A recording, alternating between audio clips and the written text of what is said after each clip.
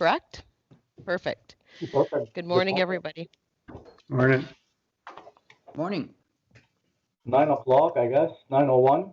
We can start the meeting because we have a big agenda, and we hopefully that we can conduct all our business in a timely fashion and manner, and then we can give you back some of the hour of the day. I want to thank everyone for joining this morning. I think we do have a quorum. I just want to make sure that Angela give me the heads up that we have a quorum. I think We do, Mr. Chair. thank you, Angela, and thank you, staff, also for joining us this morning, and a board member. Uh, I'm hoping that you're enjoying the nice heat and the weather, and I know that our staff behind the scene working every day and to making sure our watershed is protected, and we have a lot of application moving in and out, and they've been very busy with the stay-at-home order. They've been very efficient and working very hard. So I want to thank our staff, and I want to thank the board member for being engaged in this difficult time through COVID. And I'm hopefully I could see a little light at the end of the tunnel, and we're getting there. So vaccination coming to all of us in those one, and then hopefully by September we'll be all start meeting face to face in Finch. Those are my remarks this morning, and I wanted we can go ahead and start the meeting. I think I want to say welcome and good morning to Catherine Kitts. I made her feel a little bit guilty this morning. That's why you join us. I'm so happy to see you here this morning. I know that you don't have CPS today, but very happy to see you. You don't usually have time to join our meeting, and hopefully you can be able to see the presentation from staff and go over the meeting, and then hopefully if you have any question, please let us know. So thanks, Catherine, for joining us this morning. I actually do have the other committee meeting, but it starts at 9:30, so I'm here for the beginning, and then Rachel from my office is listening in to take notes. So unfortunately, I have this recurring conflict, but it's great to be here for the beginning. Yeah, see, Catherine, never fail. I always want you to join our meeting, and I was in the same position and the same boat back in first term because I had CPS also, and I was missing a lot of meetings at SNC. That's why I couldn't take that seat, but thank you very much for joining us this morning. Without further ado, we can move to item number 2, approval of SNC Board Directors main and supplement agendas. I know Angela added something quick. Angela, do you want to? Yes, Yeah, go ahead. sure, Mr. Chair. Just for a brief amendment, because these items flow better together. Supplemental Agenda Item 1A is the update on the Conservation Authority's regulatory proposal. That dropped at 4 o'clock on the day that we issued the main agenda. So if we could simply move Supplemental Agenda Item 1A, update Conservation Authority regulatory proposal, to become new business item 6B, and then we will do the existing 6B together with that report, Mr. Chair. That's the only amendment. Thank you. I see Catherine Kitts' hand and Pierre Leroux's hand. Mover and a seconder, and all in favor. Motion carried, Angela. Thank you. Number 3, declaration of conflict of interest. Anyone have it? Conflict of interest? Seeing none.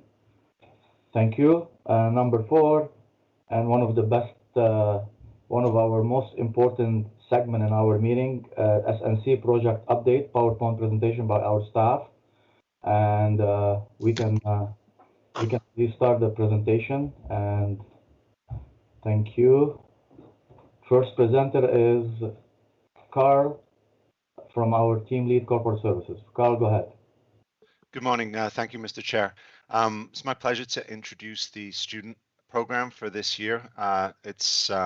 We've made every effort we can to bring in as many students as we can this year. It was the program was affected a lot by COVID last year, but this year we've brought in 4 new students, for the summer to add to our 2 who have been working part-time year-round. That's Alicia and Mary Louise, who are still with us. And it's a very successful program. It's something that we really hold close to our hearts here at South Nation. And maybe I could ask for any staff that are online that participated in the student program to just do the hand raise or applause just to let us know a few of the staff who actually participated in that program in the past and have come through to provide a valuable staffing resource in the future. Thanks for that, guys. So I'm going to pass it over to the students one at a time just to say a few words. I'll start with Martin.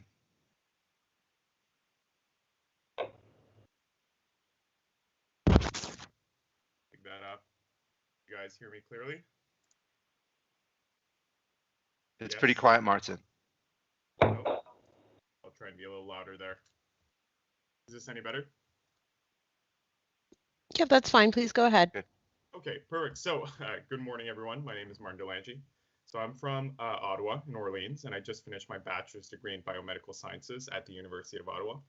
This summer, I'm going to be working as an invasive species summer technician under South Nation Conservation.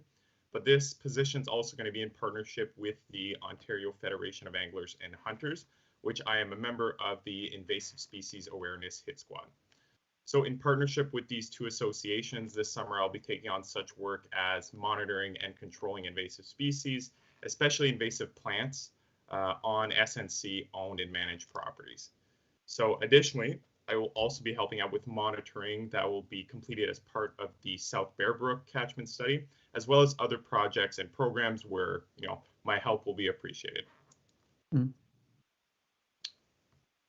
That's all. Thank you, Martin, and welcome. We're going to pass it over to Hope. Hope, are you with us on the line? Hi, so my name is Hope Boyle. I'm originally from Brockville, Ontario, but I moved here to Ottawa to pursue a degree in biomedical science and environmental studies, for which I just completed my 3rd year. This summer, I'm employed here as a stewardship student. I'm working with Michelle, and I will be helping with a number of monitoring programs such as the South Bear Brook catchment study and monthly water quality sampling, in addition to some special projects, including the vernal pool and turtle nesting habitat monitoring that's supported by Environment and Climate Change Canada. I'm also happy to help out with any other projects or programs where my help might be needed. And I'm very excited and grateful for this opportunity to work with SNC, and I'm looking forward to what this summer will bring. Thanks, Thank you, Hope, and welcome.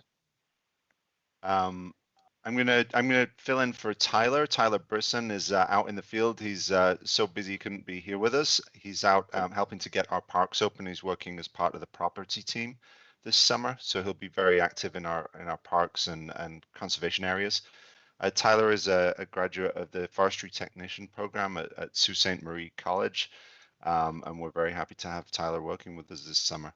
I'm also going to pass over to our last student, Gianmarco, in a second. He has his own slide because we'll make every effort to give each student at least a slide to present to show some of the work that they're doing this summer. And he gets in early this time, so we're going to move on to the next slide and introduce Gianmarco at the same time.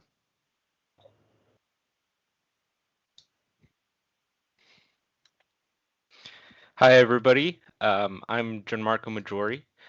I'm a summer student co-op from the University of Ottawa in 4th year civil engineering, environmental engineering. I've been working under the engineering department with Sandra Mancini and Catherine Watson, especially in the field, measuring river flow rates for validation for use in flood forecasting. So as seen in this picture here, we got new equipment from Sontech to validate our flow rate measurements at the Jesterville Dam. And I'll be working with other people in the engineering department for flood forecasting, stormwater management, and floodplain management. So yeah.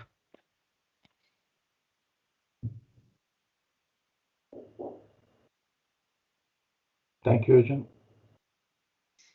Good morning, everyone. Caro, are you there? Oh, sorry. Thanks, Caro Rhonda. unfortunately had to run to the cold storage. Our contract planters are just finishing up this week on planting, so I'll cover for her. So it has been a record spring plant for us this year. So we managed to hit almost 230,000 trees between our contract planting, a humongous effort on behalf of the staff to get just over 48,000 trees in the ground. We also had about 11,500 over the counter sales. and about 10,700 through our municipal tree program, which I believe John is going to touch on in a few slides. So again, it was a record year, and our crews finished up Tuesday, and our contract planter will finish later this week. I do want to give a shout out to everyone who went and wielded a shovel with us this spring. It was definitely a team effort to get this number of trees in the ground. It's the most we've ever planted. For those that aren't aware, Cheyenne is on maternity leave, so Caro was flying solo on the coordination end this year. But we had great support for leading our crews and supervising our contractors from the rest of our forestry team on logistical support. And then everyone who made an effort to get out there behind the shovel and plant trees with us. So a huge thank you to everyone that made it possible to get that many trees in the ground. Thank you. Thank you very much, Rhonda. And we do any question or any comment? Seeing none, I also missed the opportunity to welcome our summer student, and thank you very much for presenting for the board this morning. We're really looking forward to meet you in person, hopefully when things open up. So welcome, Martin, Taylor, and Hope. Hopefully that you'll enjoy working with SNC. A very good presentation. Also, Gianmarco, thank you very much for joining SNC team. Thank you, Rhonda. We move to John. Thank you. Hello and good morning. A few updates from my team this morning. First, on some of the community efforts to promote forest conservation and good environmental stewardship practices. Similar to last year, our free tree pickups have been a huge success, and we're happy to report that we completed the last of our scheduled pickups just days ago. Much of this effort was led by Kelsey Smith from our team, and we were able to successfully reserve over 10,000 trees that we were able to provide to thousands of households in each of our member municipalities. Costs for this program were covered exclusively by the $7,000 that we were able to raise during our Art for Trees online silent auction that we hosted last fall, along with individual contributions from most of our partner municipalities. We were really impressed with the support provided by each of our municipalities, and we were really pleased with the opportunity to provide free trees to families. We know that these trees put smiles on people's faces and served as a great spring family activity that can become a lifelong tradition. As part of this campaign, we also donated gifts of free trees to nurses and frontline care staff at the Cornwall, Alexandria, and Winchester hospitals last week to coincide with National Nurses Week. We specially gift wrapped individual tree plugs and thank you messages for our healthcare partners who have been working the front lines of this pandemic for over a year now. We know that in the face of tragedy, trees can become a symbol of resilience, perseverance, and hope.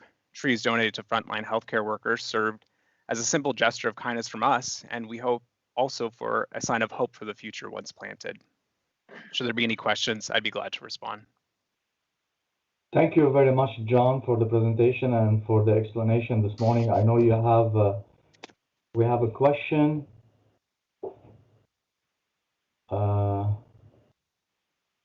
Somebody put their hands up. It's me, Mr. Chair. It's Dana. Oh, Dana. Can you hear me? Yes, I can hear you Yeah, now. fine, thank you. So I don't have a question. I just want to make a comment. I just want to say thank you very much for the opportunity to be able to take advantage of this program and say thank you very much to the ladies that were working the booth at the North Grenville Municipal Center. They were very nice, and I had great feedback from my community. People, they were very happy with the opportunity to get 3 seedlings. And anyway, I just want to say thank you very much. It was a great program, and my understanding was that at the end of the day, there were no more 3 seedlings left. So this is how great response it was from the community. Thank you very much to everybody. Thank you, Dana, for your comment. Any other comment or question? Oh, I wanna also echo Dana's comment that Kelsey and the team did an amazing job. I know that it was well accepted by the community and our neighboring municipalities. So thank you very much for the hard work. And I know how hard it was to coordinate through COVID, but you guys done an amazing job, and that was a very successful program. So thank you very much. Thank you. Thank you, John. You still on? Yes, our next update is on our virtual field trip project for the Ottawa and St. Lawrence Rivers. Board members may recall a report a few months ago on this partnership project. The Great Lakes Office with the Ministry of the Environment, Conservation and Parks worked with several Conservation Authority partners to help lead the development of virtual field trips that could be shared with Ontario schools geared towards grade 7 to 10 students to help virtually bring students to their closest shoreline in an effort to use their local watershed as a teaching tool for some of their geography, history, and science curriculum objectives. This partnership project was funded by the province of Ontario, and we were the only Eastern Ontario Conservation Authority selected to lead one of the Great Lakes field trip projects. Since the South Nation, Ottawa, and St. Lawrence rivers uniquely drain together at the edge of our province and form part of the Great Lakes Basin, our work helping to steward work along each of these rivers put us in a unique position to help lead this project. As of this week, we're happy to report that we have completed our virtual field trip and have begun sharing these online modules with schools throughout Eastern Ontario. These learning modules supplement much of our existing outreach programs and feature many of the different videos that we've put together in recent years. As part of this project, we were also fortunate enough to interview an Indigenous partner along the Ottawa or Kitchissippi River to have her tell her story and share her relationship with water. The tour also discusses issues facing these rivers and our freshwater supply and offers guidance on how to be part of the solution, as well as ways to act sustainably. The tour also provides Indigenous connections to the value of water and challenges students to work in groups or solo to calculate their water footprint and use critical thinking to demonstrate the impact it has on our freshwater supply. Teachers are currently being provided with an online tutorial that walks them through the virtual project, and we're happy to report that some classrooms are already starting to participate in the program this week. Over the coming weeks, Kelsey and I will be working with as many schools as possible to help them share this new content with students, while most schools continue with online learning for the rest of the semester. Should you have any principals or teachers that are looking for more information, please feel free to send them our way. Thank you. Thank you, John. This was a very important information session for the student and education on the education front. So thank you very much. I have Archie have his hands up. So Archie, go ahead. You have a question or comment? Yes, thank you, Mr. Chair. I just want to thank John for making sure that package, the virtual field trip package, is available to all the schools. I'd ask about that to make sure that the other boards could get the hold of that. Thanks, John, for that. Thank you. Thank you, Archie. And any other comment or question? John, thank you very much also for working with the youth of Metcalfe Community Association. I know you've done an amazing video on YouTube with them. I watched it twice, actually. It was yeah, it was well done, and the Community Association really sent their regard and thank you for taking the time meeting with with the youth. And for the board member, if you want to see that, it's on my Metcalfe on the YouTube channel. John did an amazing job. John, can you please share the link with the board members if you don't mind? Certainly, yeah. It's not one of my best works, but I think it was a good interview nonetheless for Metcalfe, George. I'd be happy to share that. Yeah, it was really good. I mean, it was well accepted and taken by the community. So thank you very much. You're still on. Your next update. Yes, thank you. A subsequent update, and this is with work that we've been doing liaising with a group of volunteers within the United Counties of Stormont, Dundas, and Glengarry who've been championing some local pollinator initiatives. We began speaking with Christina Enright and Carol Fiddler last year when they were collecting monarch butterfly eggs through their special collector permits along county roads to help save them from being destroyed for mowing activities. After a few meetings with some politicians and partners, the group also met with Ben DeHaan at SDNG to discuss better ways to help plan roadside mowing activities away from the timing when monarchs were hatching.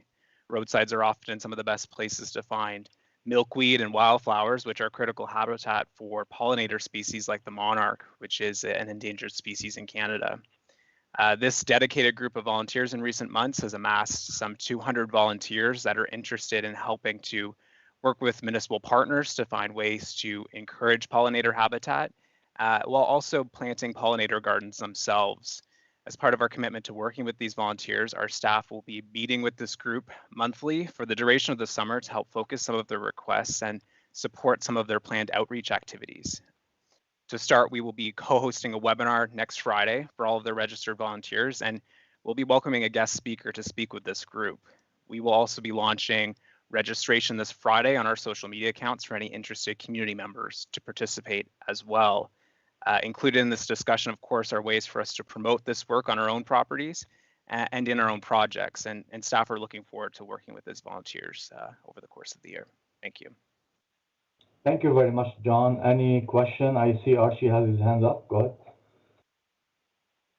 Yeah, sorry for jumping in here again, Mr. Chair, but thank you, John. I'd ask about this because this was brought forward at our council meeting probably a month ago now, and they were looking for support or South Dundas to take part in this and the counties, and I was just I'm glad to see South Nation sort of taking the lead in this and promoting this, and I'll make sure that our council and staff are aware of the webinar meeting on the 28th. Thank you.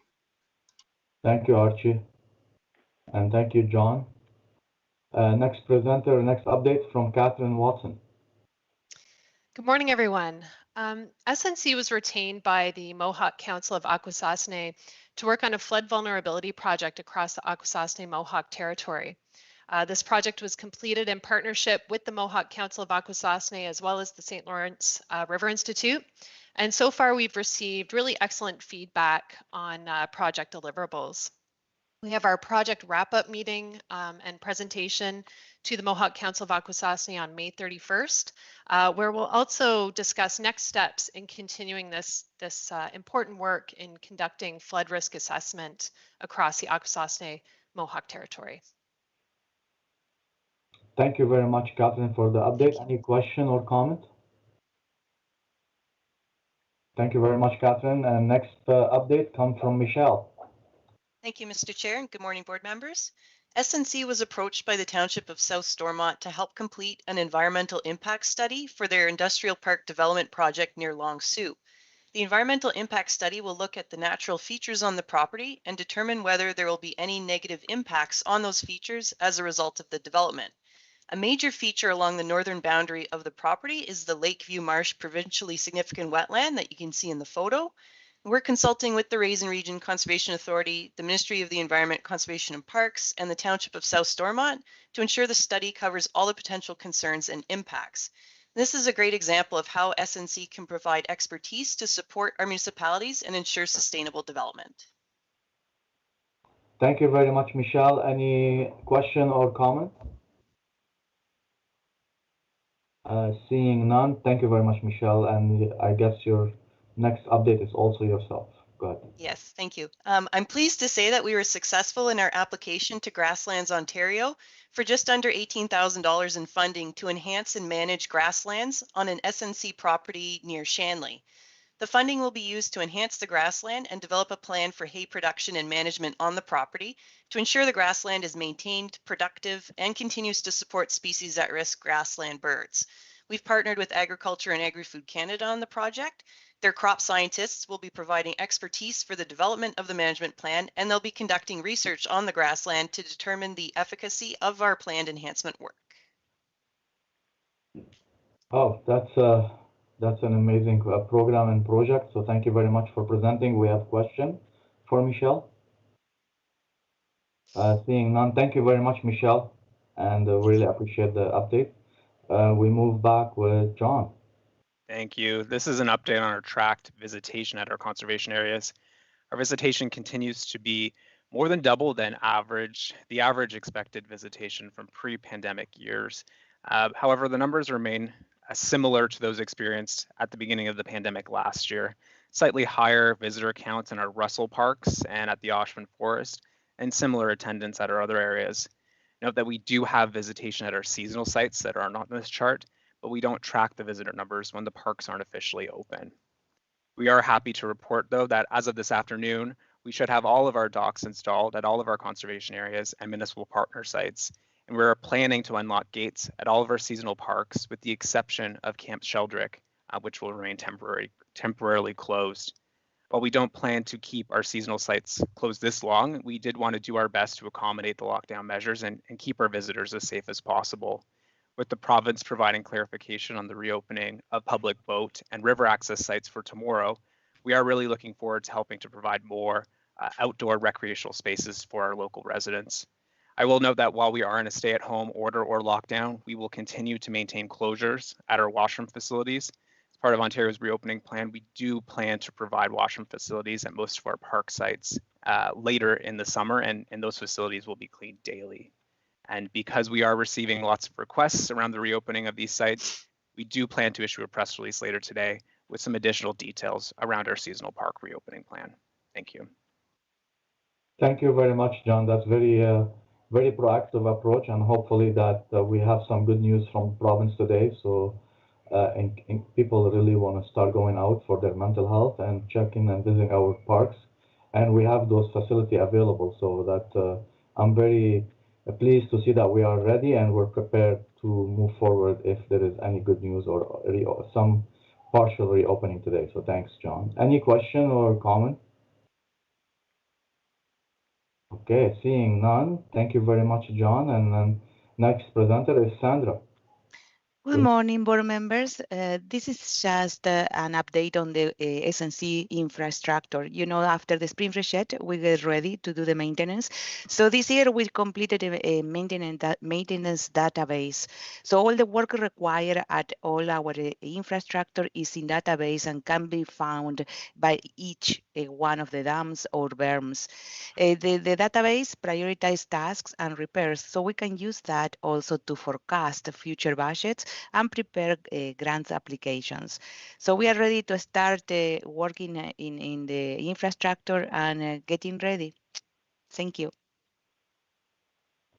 Thank you very much, Sandra. Any question or comment? We appreciate the update. Next update is Pat. Thank you, Mr. Chair. Just an update on the forest operations in the first quarter of this year. The winter was really good. All the operations were completed without incident, and the revenues shown on the slide are slightly above what was expected. Just a reminder that the work isn't complete when the last tree is cut. We do complete final inspections with the contractor to make sure that the contract conditions have been met. We finalize all the payments and release the deposits, and then we do a final site remediation as shown in the picture, disking the landing and overseeding the bare areas. Thank you, Pat. Any question? Pat, a quick question on is the COVID is not really delaying or making interfering with our plan. It looks like we're on time and everything moving forward without any disturbing.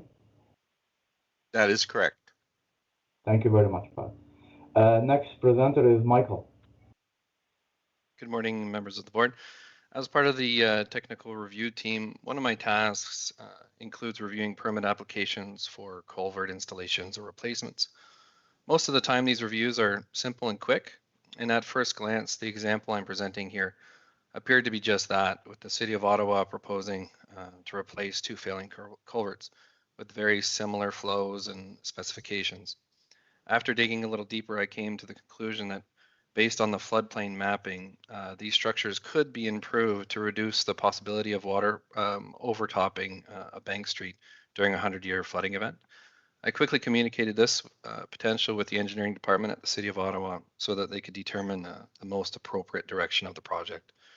They completed an internal risk assessment and concluded that they weren't at this time going to adjust the culvert sizes, but appreciated that we identified the potential chance for improvement. Since these culverts weren't going to negatively impact flow upstream or downstream, or the floodplain upstream or downstream, we didn't have any additional comments except for continual concern about sediment and erosion control. Thank you very much. Thank you, Michael. And I'm assuming those culverts that they are on Highway 31 between Victoria and Mitchell. Bank Street, is that Highway 31? Yes. Yeah. Yeah. Okay, thank you very much for the update. And any question or comment for Michael? Thank you, Michael. And moving for Jeff. Thank you, Mr. Chair. Good morning, all. Today we're going to be going down to the St. Lawrence River, and this is an interesting one because there was a complaint that came into the township staff. So you may have heard that your township staff, municipal staff are being inundated with complaints. So this is one of them that came from down there. Coincidentally, it was already an application under the Conservation Authorities Act. Their complaint was about tree cutting on the St. Lawrence River.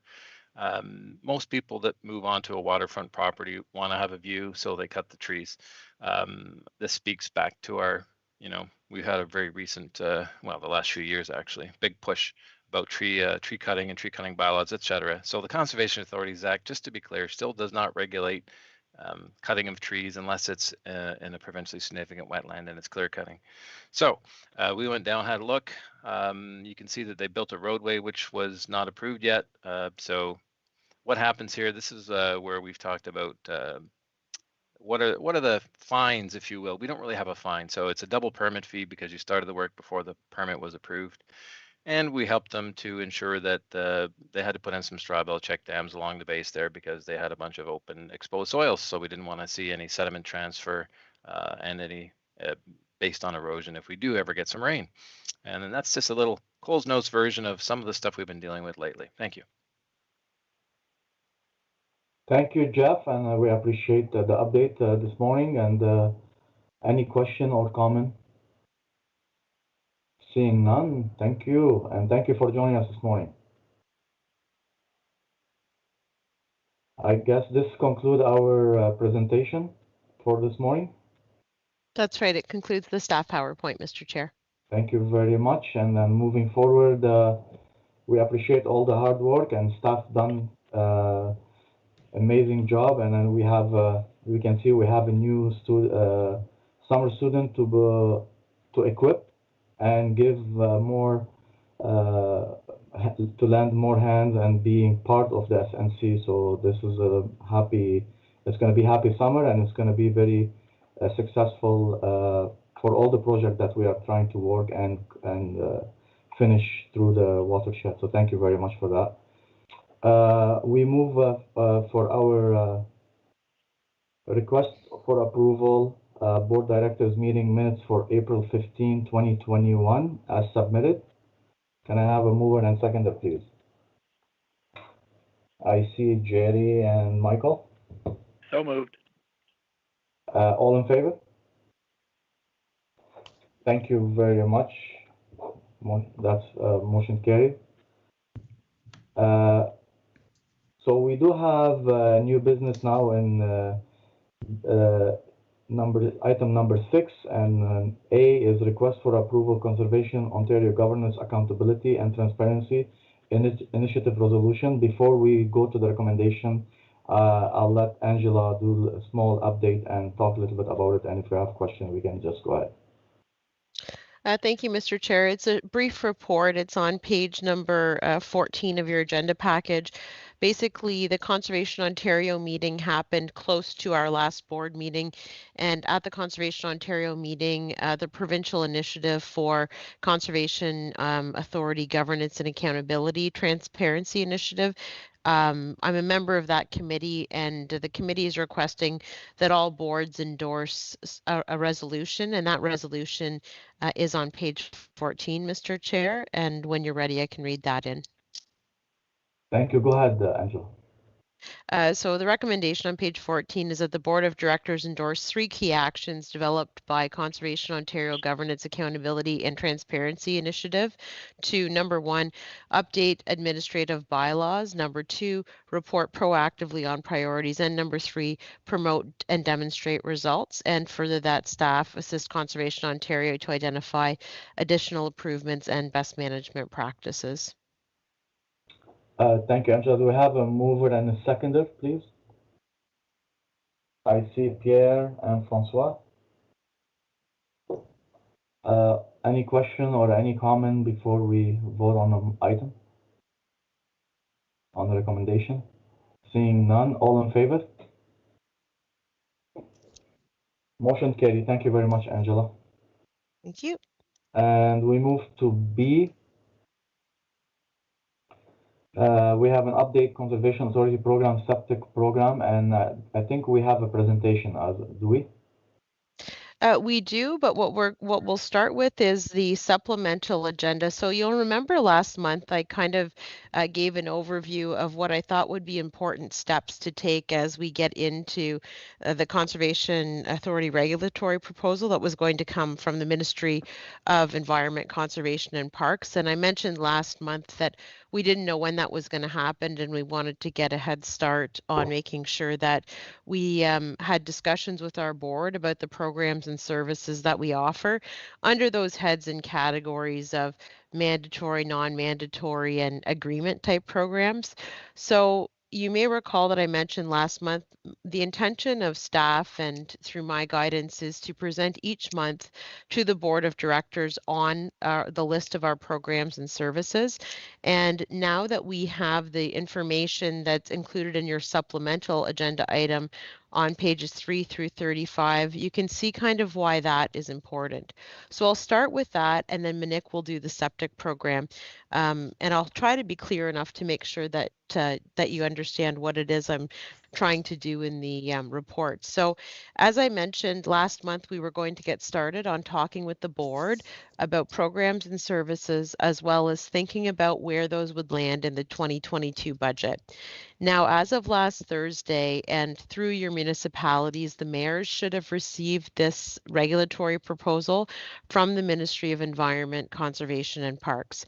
It's included for your reference, my report on 3 and 4, and the actual long version of the proposal on pages 5, starting on pages 5 in the supplemental agenda.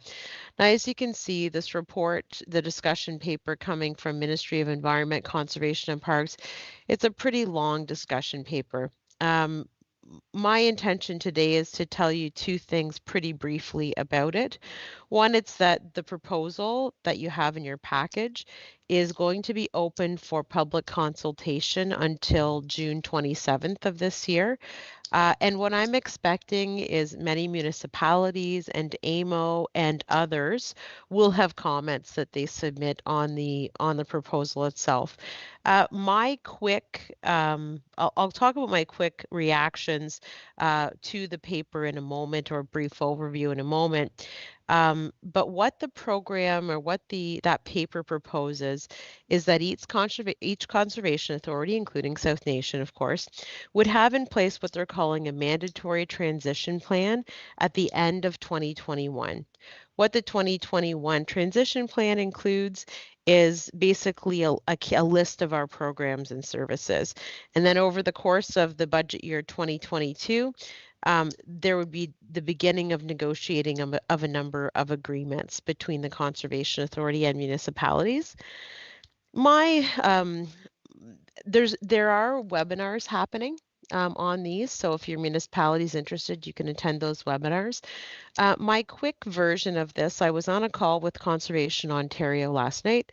My Coles notes of it is there's a few things in there. There's a couple different plans, larger plans that are required under the paper. There are also quite a few administrative type details and reporting requirements. There are a lot of things we are already doing though. So for example, they call for a need for community advisory boards. Again, my position is we already have a number of committees and community advisory boards that we work with as the board. You may remember that last month we approved a terms of reference for those boards and committees.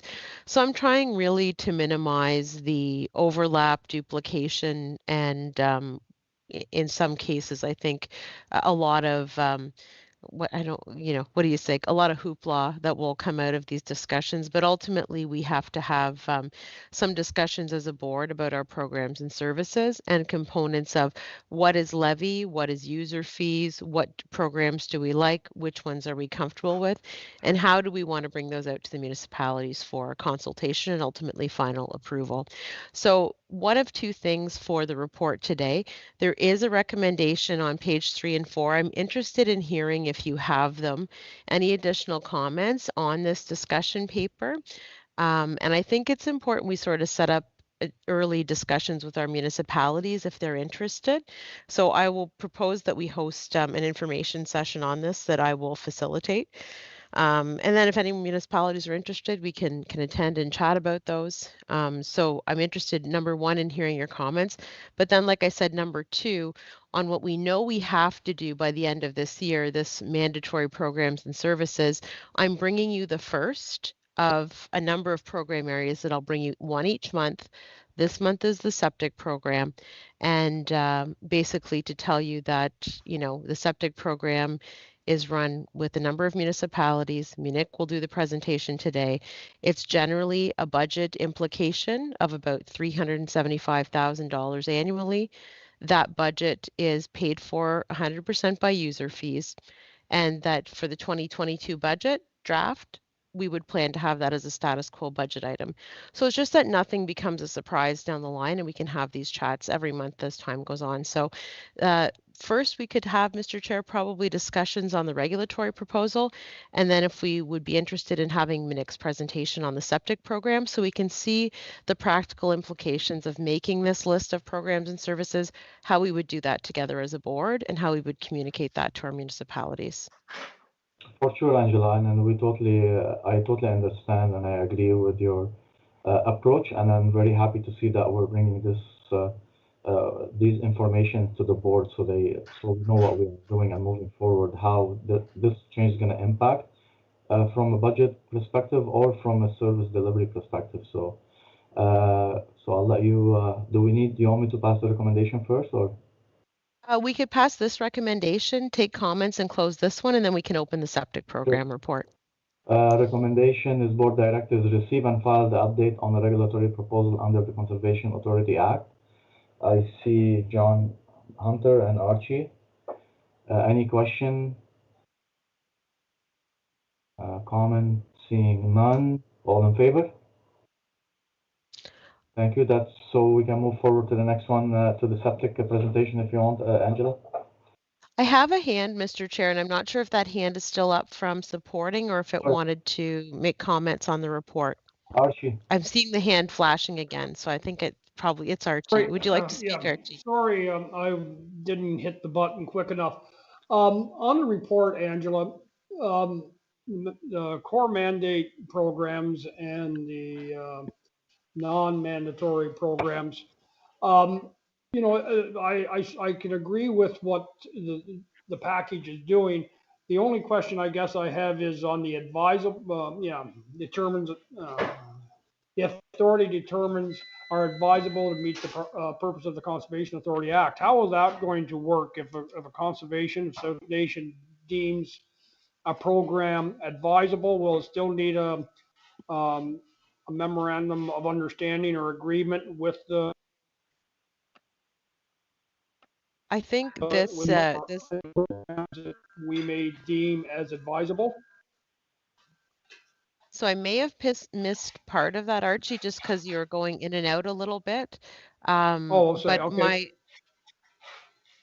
Yeah, I was just wondering about the area, like the core mandate programs and the mandated programs or whatever, but the advisable, what the authority or conservation authority deems as determines as advisable. Would that you'll still need an agreement with our municipality partners on those programs if we recommend them, I guess, that they're advisable to carry on with those programs. We would have to have an agreement with the different municipalities. Is that right? Yeah, that is how I read it. And so, for example, one of the larger areas that I see on here that will require some discussion. So as I bring them forward each month for our discussion, this is where we're kind of going to have debate at our board. But the municipality, I think, ultimately is going to have to agree to these programs and services.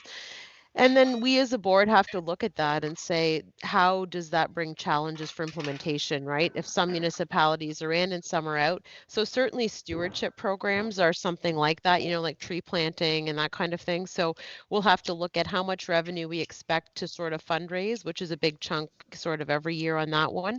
And then how much are the municipalities of their existing. So for example, if we said, well, if we can work within the envelope of existing levy with zero increases, having said that, you know, there's also, they're asking for new things that we've never done before. I think it's going to be important for us to have lots of discussions and figure out what we think is the best approach. But ultimately, absolutely, we need to make sure the municipalities are on side, and we're not about to, you know, tell municipalities. We can recommend to them what we think is a good practice as a board, but ultimately it will be up to the municipalities.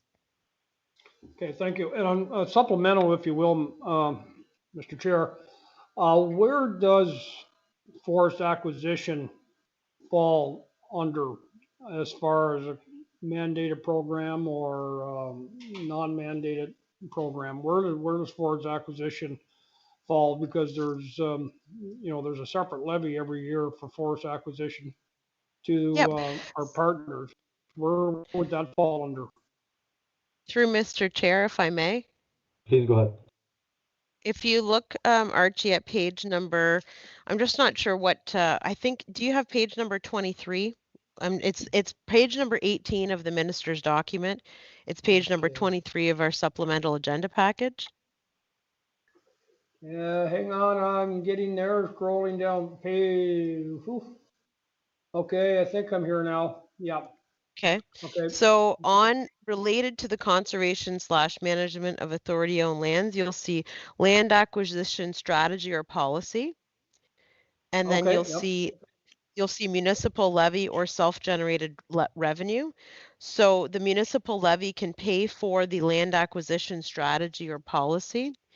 And then that's the policy. But then if you look at the actual purchase, that's on page 20 and 25. And then for the purchase of land for a conservation authority, do you see that one on that page? On page 20 of the document? 20 of the minister's document, 25 of the supplemental agenda. About mid-page, it says on conservation authority owned land, it says purchase of land for a conservation authority. And then it says at the end, municipal agreement, self-generated revenue or other. So that would be something that it would be, we could use the municipal funds only through municipal agreement to support that program. Okay. Okay. Yeah, it's quite a little document, and I think personally, I think there's nothing in there that can't be worked out between conservation authorities and the municipal partners. So yeah, okay, thank you, Angela. No, actually, you're 100%, and I totally understand where you're coming from. But those are in partnership with the municipality. We can always have that conversation, and moving forward, if there is any adjustment or something we need to do, we can always we have an open communication with in that subject. And if you look at the document, I know it's a long document, but feel free if you want to browse over it, and if you have any question at the end of the meeting or in next meeting, we'll be more than happy, or we can take it offline if you want to have a conference call between me, you, and Angela, and the vice chair, and of course with past chair Bills. We can have those conversations anytime, so we'll be more than happy to accommodate that. Okay, thank you, Mr. Chair. I'm sorry, just one more thing. When can you mentioned, Angela, this document has been sent out to the mayors, and can this be shared? This document, can it be shared with staff and other members of council now that it's been out in an open meeting? Oh yeah, like I said, it's just a consultation piece too. So it probably creates a lot of questions, but and the final regs aren't out yet. But I think, like I said, those tables, I spent a little time looking at all of them so I could help anticipate some of the questions you guys would have. And I've been weaving through them. I don't know if it'll be the final, but ultimately we just have to chat about each one and look at what that document says. Before we go into my next presentation, though, one other thing I'll draw you to in that supplemental agenda. So before we even knew this was coming, we put the presentation for septic on here. So we have the what this document from the ministry says about septic is on page number. Look at me, look for it. I'm looking for it on page number. Give me one moment. And if any of the, so on page number 16 of the ministry document, page number 21 of the supplemental agenda package, it talks about Ontario Building Code / septic inspections. So basically there it says municipalities generally are responsible for the Building Code Act, talks about all those things, but conservation authorities can do that under agreement. You'll note in there North Bay Mattawa is one conservation authority that's prescribed in regulation. That's because they do septic for all kinds of northern municipalities that aren't part of a conservation authority. So they were named in the building code. But basically the clause that applies to what we're going to talk about next in Monique's presentation on page 16 again reads, other conservation authorities may have already or can enter into agreements to approve on-site sewage systems on behalf of municipalities under the Building Code Act, but this would not be considered a mandatory program or service under the Conservation Authorities Act. So that effectively means that you can't use levy to support this, but you can still do it. So with that, that's the report for today, and it is on our septic program. And with that, I'm going to turn it over, Mr. Chair, with your permission, to Monique to do a brief presentation to remind our board about this program. And again, the reason I'm putting this on here is for your comment, again, in the 2022 budget, which is ultimately what I start working towards this time of year and thinking about is that this budget item is generally a $375,000 budget item, all coming from self-generated revenues. So that's the nature of it. And I hope to include that in the draft budget. And I just want to have that chat today so that you're aware of that. So Monique, are you ready to go ahead? Yes, I am.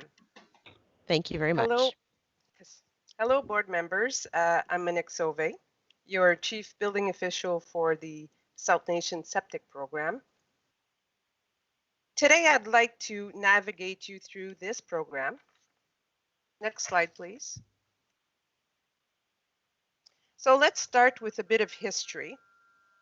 Firstly, septic systems were regulated by the Environmental Protection Act, with the health unit being the principal authority. But then in '97, it was transferred to the building code.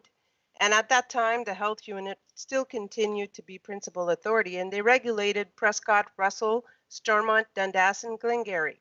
Next slide, please. So in '99, the health unit decided to post a tender to assist with the septic program by doing inspections. So we felt we would be a really good candidate. And so we submitted our application and were granted the agreement, and we were now partners with the health unit. And just so you know, there are only 3 CAs currently providing this unique service, which is Rideau Valley, South Nation, and North Bay Mattawa. Next slide, please. So at that point, the South Nation staff was now located out of the Castleman office. We continued our agreement for 12 years and enjoyed working with the health unit and maintained a good relationship with them. Next slide, please. Then in 2011, after 30 years of delivering the septic program, the health unit decided to step down and return the program to municipalities since it's a building code responsibility. So then in 2012, South Nation decided to approach municipalities, and we were granted 13 municipalities to manage the septic program. And we covered areas also that were outside of our watershed. We felt pretty confident with a good 40 years of staff experience under our belt. Next slide, please. So how does the code work? Well, it holds 12 parts. And part 8 is the guidelines for on-site sewage system. And that governs designs and construction.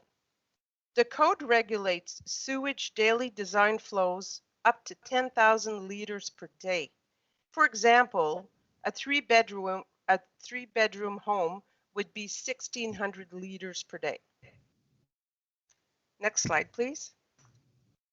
So now our duties as a principal authority, we administer all parts of the septic program, and we work closely with all the individuals involved in this program and mainly educate our public and provide enforcement when needed. Next slide, please. So just to explain, before you apply for a permit, these are some important points. All the guidelines are found in the building code for septic. Another point is the only person that exempt that can apply or install a septic system are the homeowners. The issuance period for a permit for septic system is 10 working days, and that permit is valid for 12 months. You always need an approved permit before you start and a compliance certificate at the end before using the system. Next slide. So in the code, there are several types of permits that can be issued. Mainly the new construction that we're all familiar with, the replacement of an old septic, and even when you need to decommission an existing system to connect to a municipal service. Next slide. So in the code, there are 5 different classification of system. Well, the number 1 is the outhouse, which is also known as la bécasse, and you don't need a permit for that one.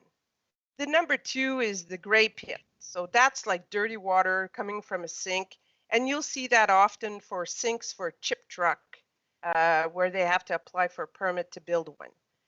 And number 3 is the black pit, which is human waste only.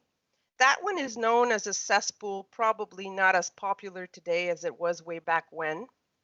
And the number 4 is the tank and the bed type, which is our most common one. And number 5 is the holding tanks. Next slide. So our administration here at South Nation, they assist applicants with the process of their files and permits. And currently we're working on integrating our data into the on-base system that we have in place. We're pretty proud to say that we are one of the few CAs that offers the bilingual service, because we deal with several Francophone installers and designers. Next slide, please. So once your application is submitted, we conduct the initial inspection, which is the test pit. Some of the things we verify on site is the soils, the wells, even the neighboring wells. We also look at water courses. Our total inspection each year is over 1,500 visits. Next slide, please. So after the initial inspection is completed, the inspector reviews the submission, and in several cases will flag the applicable law, such as our own CA Act. Then the permit is handed over to the chief building official again for final review and issuance. Our refusal rate is very low, 1 of 400 permits per year. Next slide, please. We wait for the installer to request the next inspection, and in this case would be the excavation, where you're digging up the ground. And in the code, septic inspection timelines are 5 working days. Our turnaround is usually around 2 days. Next slide, please. Then it's followed by the installation, where all components are inspected and in place. Inspection results are communicated with the installer, so he may proceed and there are no delays. Next slide. We wrap it up with the final grading, where the system is ready to be used. Next slide. The CBO then completes the final review and issues the compliance certificate. Last year was a record year. We issued 465 permits and completed 600 compliance certificates. So we always have permits that cross over to the next year. So we were always going to have compliance certificate that hop on to the year after. Next slide.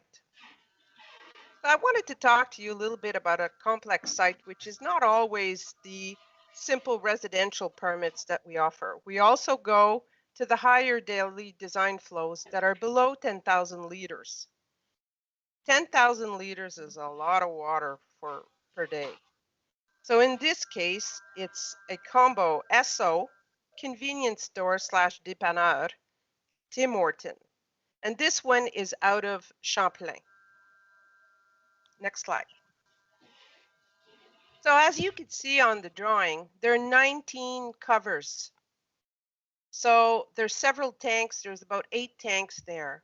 And this system is specially designed by an engineering firm to service the Esso/Tim Hortons. In the past, they've had a lot of difficulty with grease and sugar, so they decided to design their own on-site mini sewage treatment system. You got to keep in mind that septic systems are designed for human waste.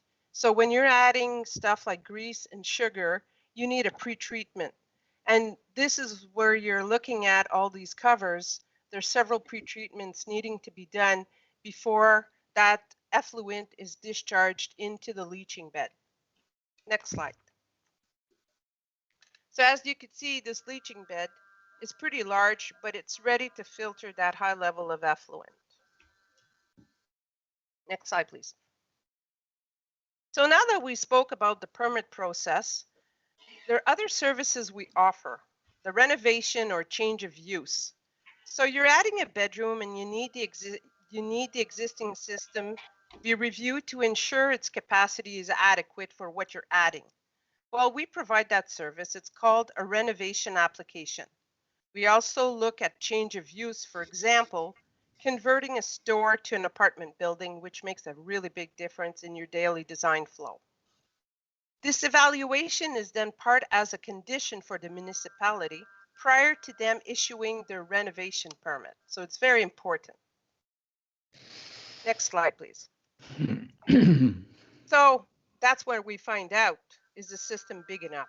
If not, then modifications may be needed to the septic system. Next slide. We also attend sites for occurrences or complaints. An inspection is completed, and then it may turn into an investigation depending on the situation. And it may even follow by orders depending on if work is started or if it's not in compliance. Next slide.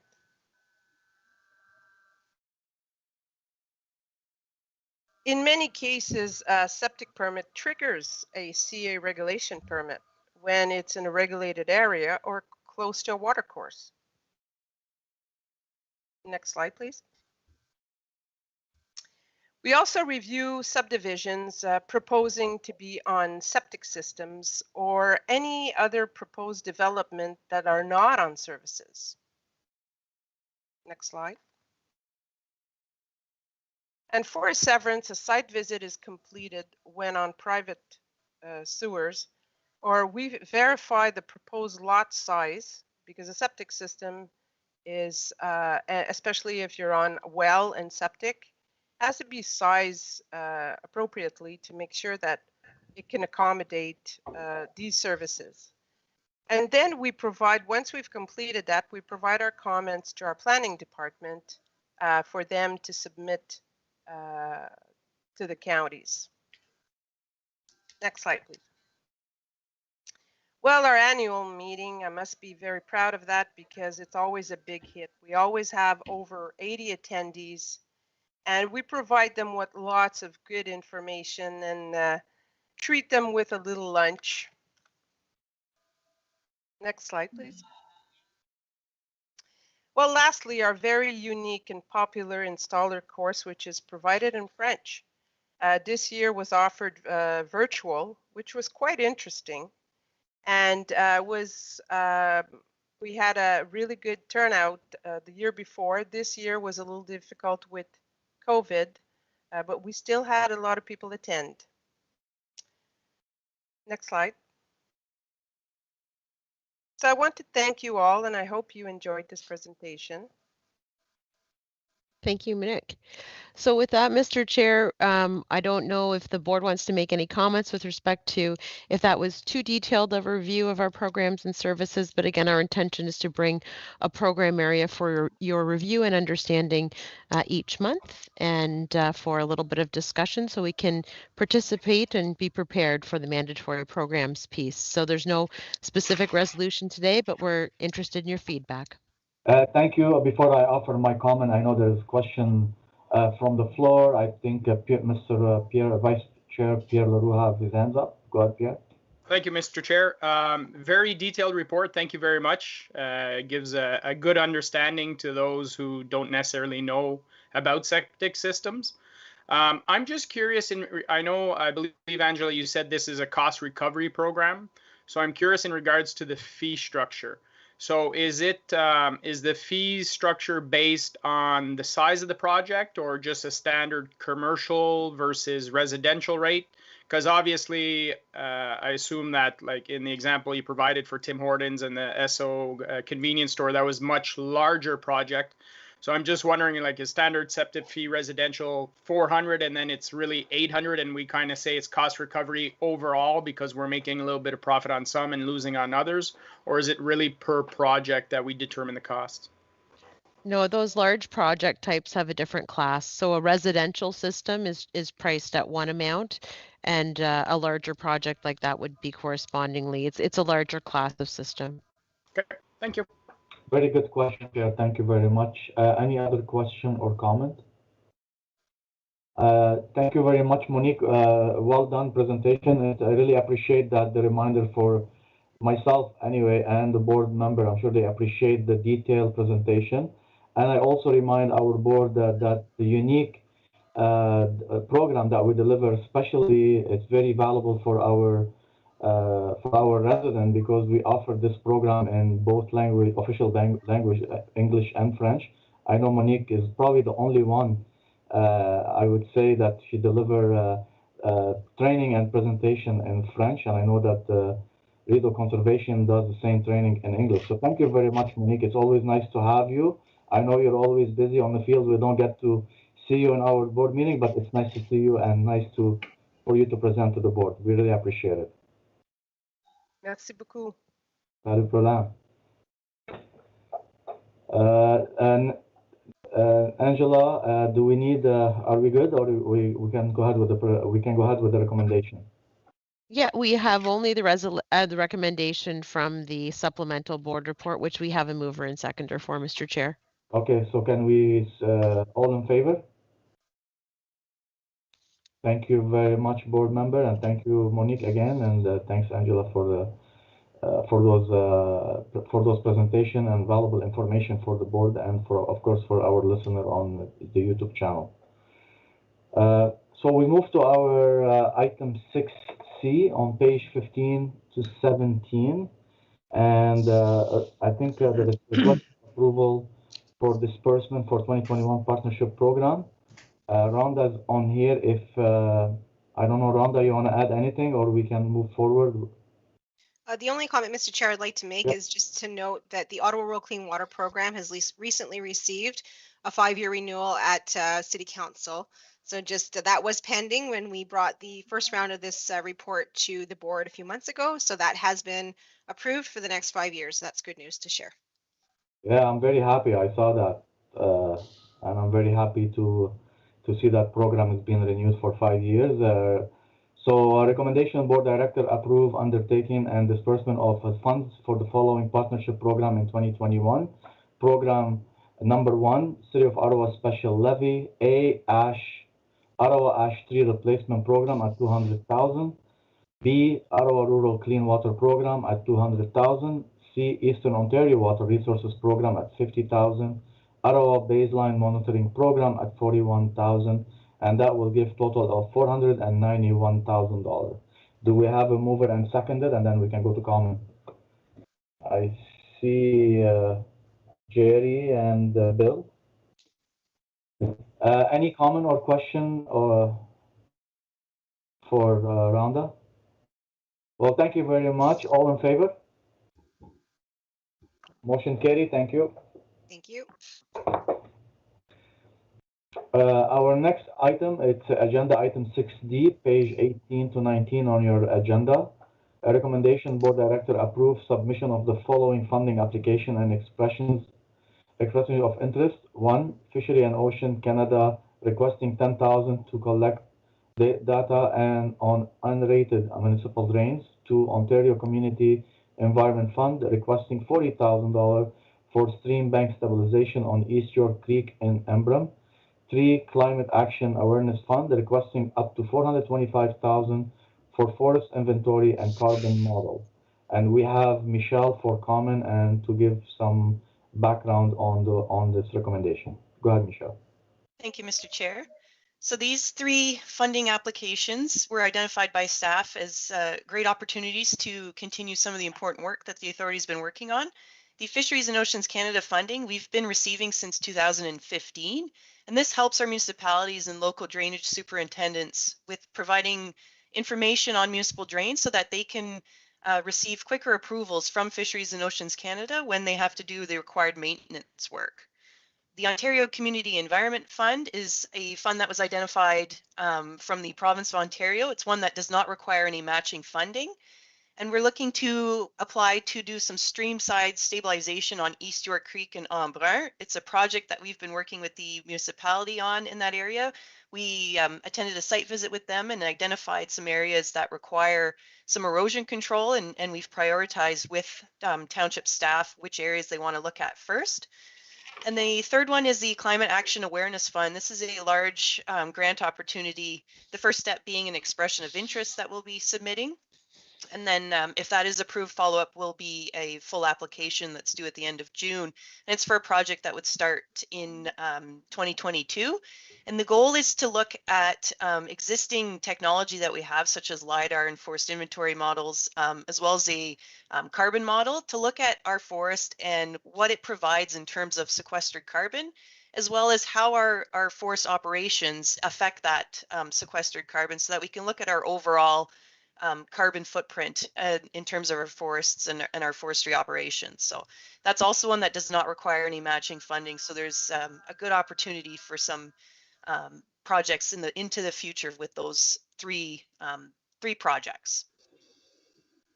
Thank you very much, Michelle, for the explanation, and those are very good. I could see there is a lots of important projects that we can actually get a grant for them and then complete them to the South Nation.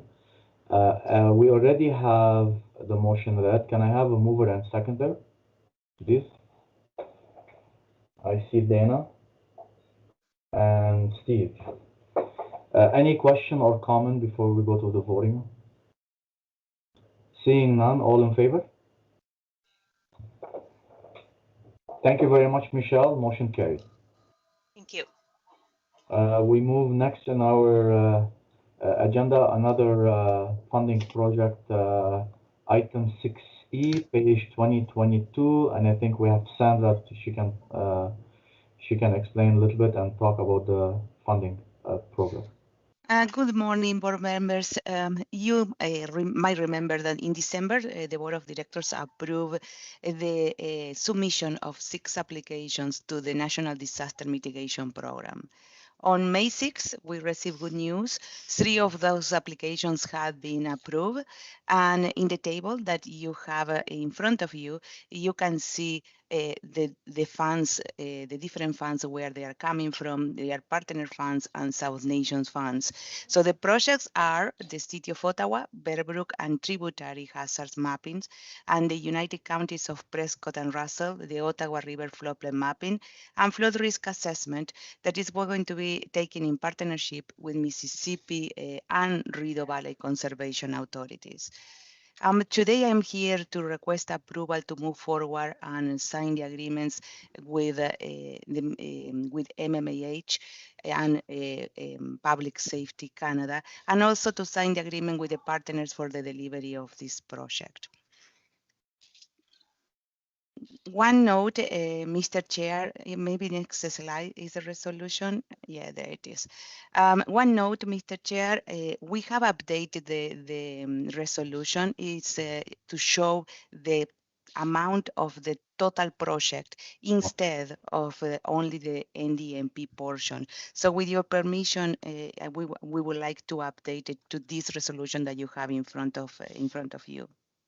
That's very good. Thank you very much, Sandra. Yeah, that's okay, no problem. Thank you.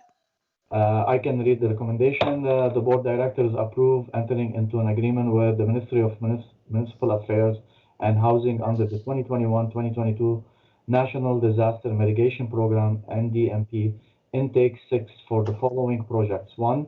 City of Ottawa, Bear Brook and Tributary Hazard Mapping, $531,493.08. Number 2, the United County of Prescott and Russell Ottawa River Hazards Mapping, $370,308. Number 3, Flood Risk Assessment Partnership, $337,764. And further that, the Board of Directors approve entering into the following agreements.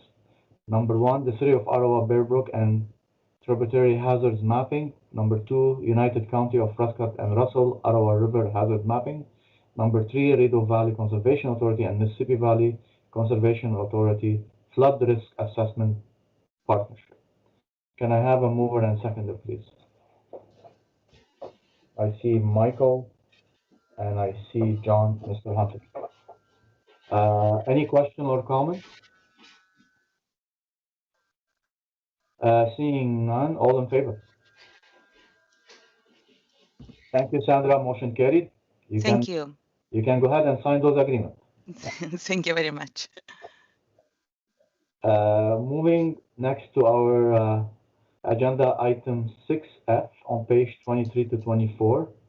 And we have an update county's natural heritage system project. And I think this will be presented by Allison, if I'm not mistaken. Yes, I'm here. Thank you, Mr. Chair. So this is a receive and file update for the board on our county natural heritage project. It is coming to a close. We've delivered our final reports and mapping to both county planners at SDNG and UCPR. And once they're done their review, we'll be producing our final documents. So we wanted to share the results of this project with the board. I do see a hand just went up, so I'm not sure. I'll wait till you're done, Allison. Okay, all right, great. So this was a great partnership that we took on with both counties to sort of project manage, lead, and complete a county natural heritage study project. This is a requirement of the province, and it does basically change and update the official plan for both counties. I wanted to note that the Ministry of Municipal Affairs has contacted us to let us know that this is actually the first time two counties have worked together to complete a study like this, and with the added benefit of it being completed by a CA with that watershed perspective. So they noted that this was a leading best practice that they want to feature at upcoming Eastern Region meetings when we can get back together with people post-pandemic. Our municipal and public engagement for this project was very, very successful. So big shout out to John and Taylor, who held online meetings through YouTube for us, put up together a beautiful website, lots of social media and newspaper postings, great uptake from the agricultural news. We met with 15 different special interest groups, had great feedback from everyone, overwhelmingly positive, which is not always what you see on these kinds of studies. And it really reflects, I guess, the reputation that South Nation has in this area and the amount of collaboration we do with our municipalities. I heard a lot of councillors, mayors and deputy mayors sharing the story of Alice the Moose with their councils. And I think that the way we presented the story of a natural heritage system was very successful and allowed people to relate to it and understand what it meant. On the policy and mapping side, there was a lot of analytical work that went into this. There was a GIS group from both counties and led by our staff here at South Nation that did a lot of detailed analysis to produce the map you see on the screen here. And what this map actually shows us is where our large and very, very significant regional core natural areas are in dark green, and the equally important corridors that connect them all. And this is basically the framework for maintaining viable animal habitat on our landscape and protecting biodiversity and being resilient to climate change. So this is our roadmap for the future, showing us the areas that we really need to focus on protecting. I also wanted to add that this work was done under the framework of the Ontario Federation of Agriculture, and we made the decision to include agricultural land as an important part of our natural landscape as opposed to excluding it, recognizing the importance of agriculture in our watershed and the importance of stewardship and private landowner stewardship that contributes to our natural spaces. So it really was a made in UCPR, made in SDNG approach to some provincial legislation that I think we can be very proud of, and hoping the counties are supportive. They've been highly engaged through the entire project and have always supported the work we've done. So just in the implications of this work, it will inform official plan policy, which will change the way that we comment on planning applications in the future. And we also hope to use this network, this natural heritage system, to direct our stewardship, grant, and land acquisition programs in the future. So with that, to keep it brief, because I could talk about it all day, I would be happy to take a question. Thank you very much, Allison. That's a great update and presentation, and very happy and proud of the work you guys do on the ground. So we appreciate all that. I see Francois so anxious to ask you a question. He put his hand before anyone, and then after Francois, we go to Mr. Hunter. Go ahead. Okay. Thank you, Chair. Allison, that report, is it available? Is it on your website? Not until the, well, I wanted the board to kind of have a chance to hear this, and then also the two counties to review it, and following that it will be. Yeah, and that study will be, I guess we're going into a official plan review in PNR, so that'll be part of it? Oh, yeah. Yeah, Okay. this is Louis was the one who was the big push behind getting this done. Yeah. So I remember talking to Louis about these wildlife corridors. But the mapping was so terrible. It could not, and unrealistic. And how does it affect planning?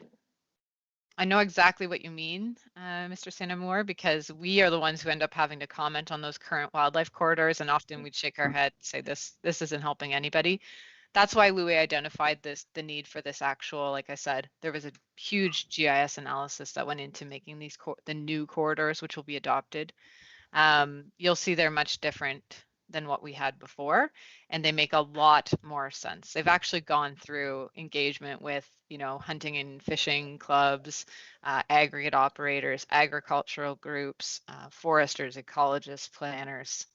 So the new corridors are much, much better and much, much more refined than the previous versions. I'll be looking forward to looking at it. Absolutely. Okay, thank you. Thanks, Francois. Mr. Hunter. I just wondering, it looks like a very good study you did. Has South Nation been approached by United Counties of Leeds and Grenville to conduct one of these studies in Leeds and Grenville? Because right now they're involved in an aggregate resource mapping update, and I think this study would have a big effect on what they're going to declare aggregate resource areas. Those aggregate resource studies can be very all-encompassing. So usually counties will take on just one or two of these types of big studies per official plan update. Leeds Grenville has some historical corridors, and we connected our corridors for these two counties to Leeds Grenville. So we've now kind of made a system that works with Leeds Grenville, SDG, and UCPR, and Ottawa as well. But Leeds Grenville, we could do an update definitely in the next few years to their system and bring it up to the standard of what we have here. This is pretty much the most up to date you can get at this point. So I'd be happy to work with Leeds Grenville. It's fantastic natural cover in that county and very important areas that really contribute to a regional biodiversity for our whole area. So if you can make that happen, Mr. Hunter, I would be happy to support. I just wondering because with this study going on, I don't, not sure which study takes precedence over the other, where the aggregate resource was declared that would take precedence over the natural heritage one and protecting that particular area. I know there is some areas that are more natural heritage, but there is a large aggregate resource area under them too. So. Yes, and I'm sorry for trying to cut you off there, but I had a little blip in my feed.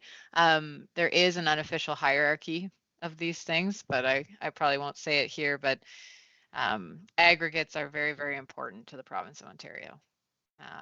So we try to work with them and work around them, and we try to focus on remediation post aggregate extraction. And sometimes a pit or quarry that's extracted can become a really nice part of a natural heritage system down the road. So usually the aggregates come first. All right, thank you. Thank you very much, John. And I think I see Vice Chair LaRue have his hands up. So. Thank you very much, Mr. Chair. Wonderful document. I think it's, I'm glad to see so many different stakeholders were involved in the process, because I think that's often a challenge where usually one group gets left out and then at the 11th hour they come and challenge things. Just curious from, I guess, I don't want to say like how useful is this tool in regards to legislation? So for example, this will be hopefully looked at from the official plan status. We'll put things in place. But does it carry any weight in the sense that, you know, we've seen lots of clear cutting in the area, that kind of stuff. Will this have enough weight to it to protect these areas? Or like, for example, I guess somebody who's a private landowner now who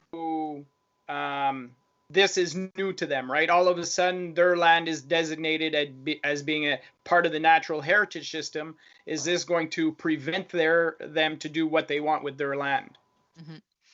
No, it wouldn't have any impact unless, of course, they enter into a planning process. If they wanted to plan a subdivision or something like that, then they're going to come up against all the environmental policies of the official plan. What it does, I think at a very fundamental level, without saying too much, is it sets out a map and it shows us where our most important core natural areas are that we need to protect. Beyond that, it's really up to communities, private landowners, groups that have money to spend, people that have land to buy, municipalities that want to pass bylaws, etc., to use that mapping, that information as they see fit. And I know in Alfred Plantagenet, they're considering, you know, would these core natural areas be areas where they could focus on tree conservation, for example. But it all is just a map that can be taken and used by people. I will say, Pierre, we are looking at possibly having a master's student in to do a local natural heritage study for Russell. And that could be focused much more on whatever Russell needs to deal with, maybe urban forest cover more, maybe getting some really concrete recommendations for council on things that can be done. It's very, very flexible, but I think it's going to be very, very powerful for our area because of the challenges we're facing on forest cover. So, perfect. Without saying any more. Thank you. Good question, Pierre, and thank you very much, Alison, for the great update. I know this is a huge project, and we're very happy to see that the results coming very positive and well accepted by the municipality. So thank you. Recommendation: Board Directors receive and file the county's Natural Heritage System project update. I see Pierre's hand up and Francois. All in favor?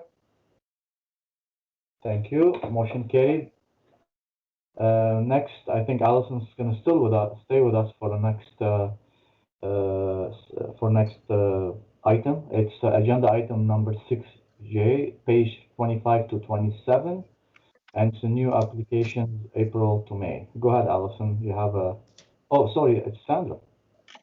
Actually, we did have a little meeting cancellation, which allowed me to be here. So Sandra was going to take the slides, but Okay. I'm able to. It's Sandra in front of me and Alison on my paper. I know. I'm sorry for that. The city actually canceled the meeting late yesterday, so I was able to be here. So just to say that we're very busy. I think if you have any connection with the housing industry right now, you know what it's like out there on the ground.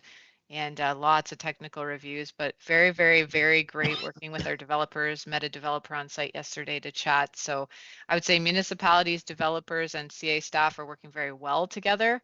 What can be challenging sometimes is the individual landowners who are feeling a lot of pressure and a lot of stress and often call in so our customer service is being put to their limit right now, but they're doing an amazing job, a fantastic job. And I brought a few cinnamon buns in this morning to make sure everyone keeps going. A little sugar never hurts. So that's it for the planning update. Thank you, Alison. I know that it's a challenging time. I know that even though with COVID restriction, we still have a lot of applications. If I'm not mistaken, Monique just mentioned we had 485, somewhere around close to 500 applications last year. And I think it's not looking to slow down anytime soon for you and your team. And thank you for the cinnamon buns. Sorry, next time probably will be in Finch, and we'll share those with you. That would be great. So we have a recommendation that SNC Board of Directors receive and file the on-site sewage permits issued update. I see Mr. Hunter's hands up, and I see Jerry's. Any question or comment? All in favor? Thank you very much, board members, and thank you very much, Allison. Next update is agenda item 6H, page 28 to 31, and those are new application also in and from April to May, and I will let also Allison to talk a little bit, quick briefing on that. Yeah, we don't want to take up too much of your time. I know you have a big agenda today. So again, just reiterating that both teams are working very hard. And to clarify, I think last year we were much busier, but this year we're doubling the numbers we normally see in all approvals areas. So just giving you the monthly update. The mapping is there to see sort of that distribution all across the watershed, seeing growth, all communities across the watershed, which is great. Thank you, Allison. I do have a question for Angela, to Angela probably, or to you, but Angela, I see all the workload coming down on our staff, and how we are in staffing situation with all the workload that we're getting, like more application. Just if you let the board know, give us a quick update, that would be helpful. Thank you. Yeah, I think that we have a few positions posted. I think the challenge is, as many municipalities know, that hiring is not easy either right now. So we're weighing our options with the candidates we have in on some of those positions. Those are replacement positions, no new positions at this time. Just as we sort of weight everything down, look at our programs, look how much levies in them, and know that we have lots of challenging discussions ahead. And just becoming, more efficient every day, I think. And we also have to look at, as we see the applications we have, weigh that with hiring of staff versus consulting services or some other way to bridge that, and what is the most cost effective and what's the most efficient way to get that done. It's not an easy time, I don't think, for municipalities or anyone right now. Huge there's high unemployment rate, but there's a very big skilled labor shortage by my assessment. Angela, thank you. And if I can ask you friendly, just if you can keep the board every meeting, give us a quick update on the situation and with the staffing, to making sure we are looking after our staff. I know that they are amazing and they're hardworking, but also we want to make sure we give them the resources and the support. So if you could do that every kind of meeting, give us, especially on time of that update, we really appreciate the board like to hear from you on that one.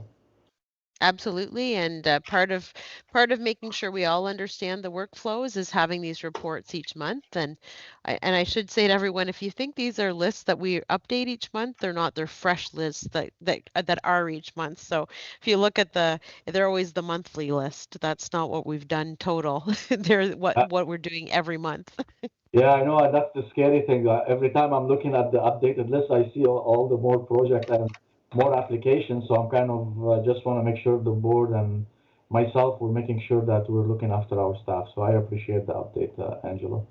And we appreciate the interest. I think in our slideshow, it's easy to think that a lot of what we do is tree planting and other things. But I think if you look in depth at the reports we put on the agenda, it's because we want you to understand well the nature of our work in the approvals side of things, which is pretty heavy. Yeah, thank you very much. I really appreciate that. Any other question from board members? Okay, seeing none, a recommendation, the SNC Board of Directors receive and file the planning activity update. A mover and a seconder, please. I see Michael and I see Mr. Hunter. Thank you very much. All in favor? Thank you. Motion carried. Thank you very much, Allison. Our agenda item 6I, page 32 to 33, and this is about the section permits issued since March 31st. And Jeff is here with us this afternoon or this morning to give us an update. Go ahead, Jeff. Thank you, Mr. Chair. Yes, this is my my usual housekeeping report that shows the permits that we have issued that are in compliance with our SNC policies. In this particular case, since our last meeting, March 31st was the last time that we've put this together, and we are definitely way up in numbers, especially in the last month. So you'll see a lot more in June. Thank you very much. Thank you, Jeff. Any question or any comment to Jeff? Seeing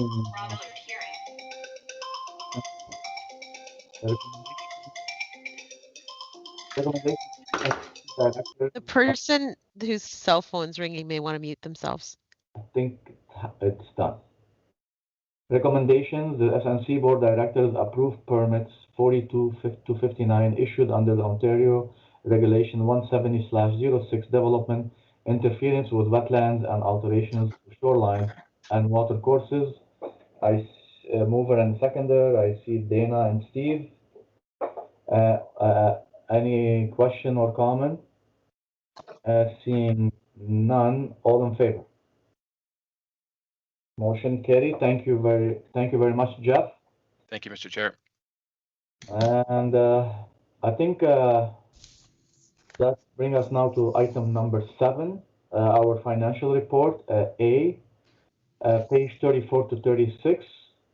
And I think Carl here, if there is any question, but I read the recommendation board directors receive and file the money received report for April 2021, and further that the board approve the disbursement register of $421,779.45 for April 2021. Can I have a mover and a seconder, and then give the question? Francois and Pierre. And any question, comment? All in favor? Thank you. Motion carried. Thanks, Carl. Thank you. Agenda item 7B,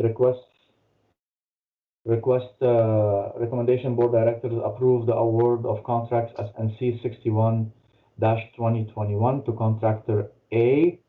And I'll take a mover and seconder, and if we have questions, I see Bill and I see Michael. Any question? Pat is here, unless Pat want to give a quick briefing. Go ahead. Thank you, Mr. Chair. We posted tenders for wood sale in one of our properties in Edwardsburg Cardinal. It is a lowland hardwood forest. We did receive interest from 3 contractors, but at the time of closing, we had received no bids. Since that time, one of the contractors did step forward and submit a bid. As no bids were received by closing, we were asking the board to consider the bid that was submitted after the closing date. It is a fair price for the wood, and it is above the minimums that were set forth in the notice of tender. Thank you, Pat. I have a question for you from Archie. Yes, Mr. Chair. I have a little bit of a problem with awarding this tender or this contract out. I mean, we posted the tender. It closed on May 7th, and then, you know, contractor A comes in on the 13th after he realizes there's nobody else bidding on it. Personally, I'd much sooner re-tender it. And then if we don't get any submissions on that re-tender, we look at it at that point. But to me, was contractor A, did he show interest in the tender, Pat? Yes, he did. Well, yeah. Okay. Well, then, personally, I wouldn't. You know, I mean, I realize this puts it off, but when the tender closes on the 7th, and then, you know, contractor A comes in on the 13th after he realizes there's nobody else bid on it, maybe it is a fair price. Maybe, you know, we could be rolling the dice here and get less. if you re-tender it, but I just have just the circle, gives me a bad feeling in my gut when you see that. That's my opinion on this. I'd re-tender it. I don't really support giving it to contractor A after he had showed interest in the tender, didn't submit a bid, and then comes in a week later with, there's just something that doesn't sit right with me. That's all, Mr. Chair.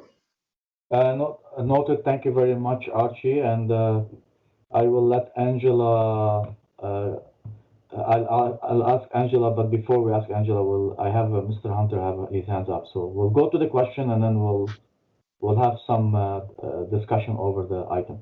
Mr. Hunter, go ahead. Whereabouts in Edgersburg Cardinal is this? Which properties? This is on the unopened portion of Pittdale Road, just off County Road 22. Okay. So that's a clearing operation, is it? No, it's a thinning. We remove up to 1/3 of the volume of the trees. So that's right close to where the property is being cleared. That is correct. Yeah. And that road has been opened up. Yeah, well, it's still unopened, but it was opened up by a landowner, paid the cost of improving the road in there. Now everybody's using it, but is that our property on the north side of that road or the south side? It's on the north side. On the north side in the lowland area. Yep, that is correct. Okay, thank you. Thank you, Mr. Hunter. Any other question from the board member?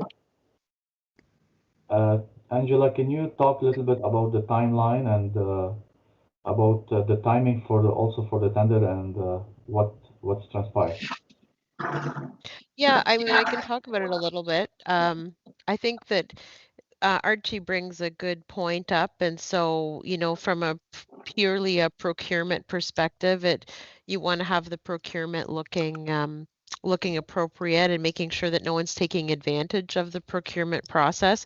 We do have, if you will, what's kind of called like a reserve bid, and the bid has kind of met that reserve bid. So the reserve bid would be about the same. So the total approximate value of the contract is over 25,000.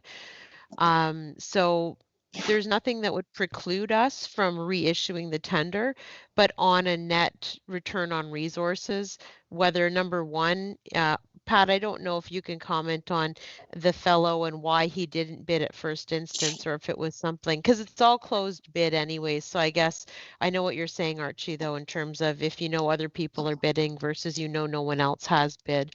It meets the reserve bid. It's not perfect in terms of process. If we reissue it, probably our net rate of return won't be much higher, but I can respect either decision. And I'll just ask Pat for any other comments on did you talk to this contractor A to submit a bid, or what was the idea? Why did he ultimately finally submit a bid, or why did he ultimately not submit a bid in the first round? Do you know that? Yes, I do. He did not submit a bid because he uses a subcontractor to cut the wood who pulled out of his arrangement with him, and it took him that amount of time to get a new cutter to do the operation. Okay. The results of the tender were not disclosed at that time. It was just indicated that it had not been awarded yet, and we did ask him to submit the bid anyway, with the consideration that the board would have the final decision on whether to accept it.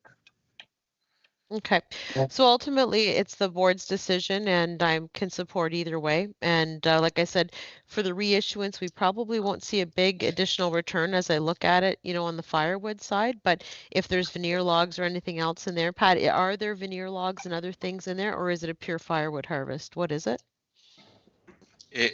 There is an opportunity to harvest logs in the property. Okay, so I will open it back up to the board, and I'm fine with either decision.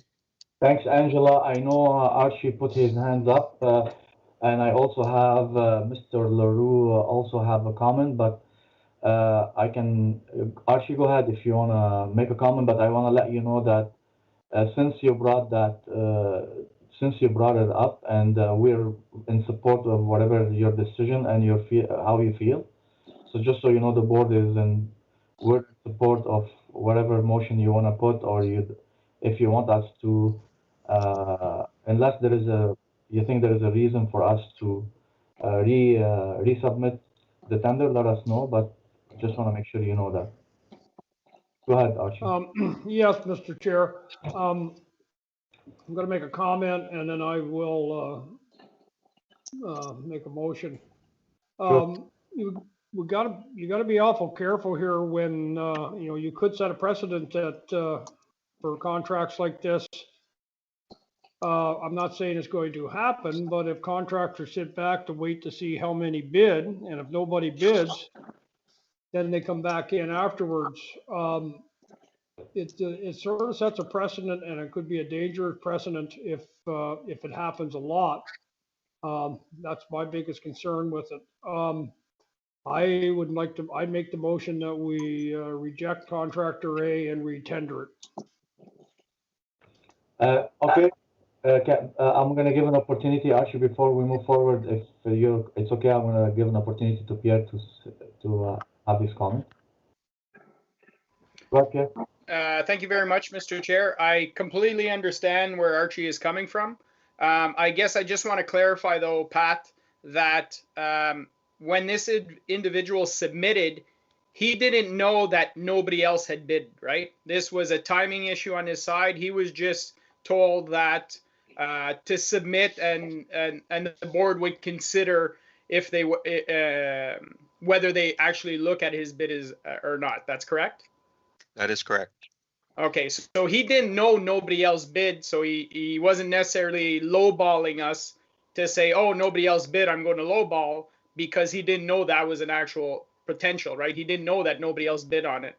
So I'm a little bit more comfortable with that, but I agree with Archie. If we were telling people that nobody bid, then I would have a serious concern as well. Then we could start seeing people getting into the habit of not submitting anything, waiting to know if other people bid or not. But that doesn't seem to be the case in this case. So that's my only comment. Thanks. Thanks, Pierre. And I know where you're coming from, but I also understand where Archie's coming from, and I think Archie's making a good argument and a good point. And I think we should. If Archie, you put a motion for us, and then we can move forward with this. I support you totally on that one. If you like, Mr. Mellon, I can table what you have. I wrote down your initial if you like. So is that the board of directors approves retendering contracts SNC 61-221 period. So I have Mr. Hunter's hand. John, do you have a comment on that? I just say I'd like to second Archie's motion there, because I think this is, we have a lot of cutters cutting in Edgersburg Cardinal right now, and I wouldn't want to see the process being held up by them waiting all the time on it. So I think we should put the pressure on them. If there's a deadline on it, they put their tender in. If he's having a problem finding the cutter, I guess he's got to take the option whether he's going to tender and then get a cutter or not. So not the other way around. So. Okay, thank you. So Mr. Hunter is seconding your motion. Archie, all in favor?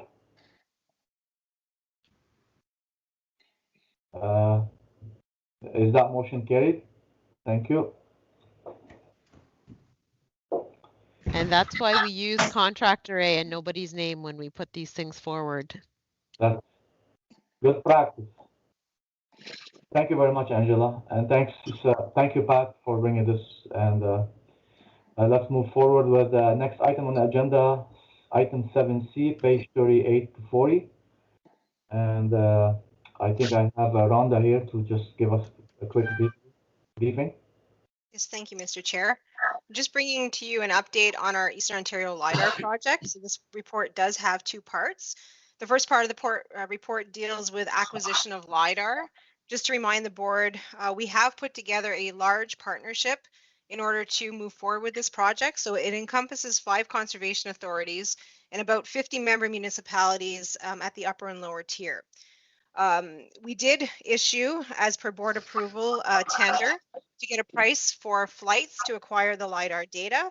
On page 38 of your agenda package, you see the summary of bids that were received. We did receive 4.